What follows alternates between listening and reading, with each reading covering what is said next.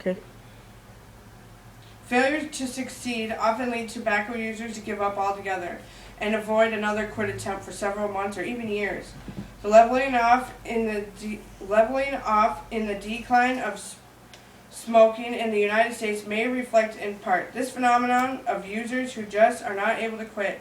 Coxon says that repeatedly recommending that a patient quit could discourage them or make them feel alienated. For many healthcare professionals, the educational goal when providing health intervention to a tobacco user is tobacco cessation.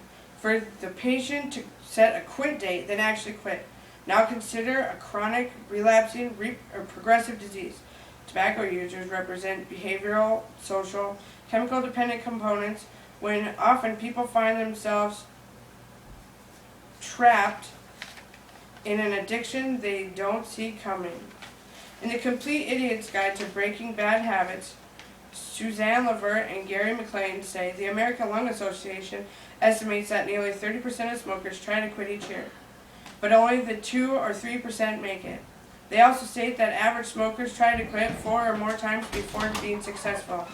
They say another reason that people find it difficult to quit is because they have associated smoking with different daily activities. Most of the time it takes more than one try to quit smoking, though the effects of quitting greatly outweigh any reason to keep smoking, especially once you know the problem smoking causes. The effects of quitting can lead to better health.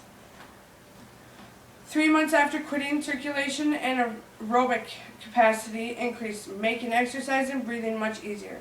9 months after, coughing lessens and will shortness of breath.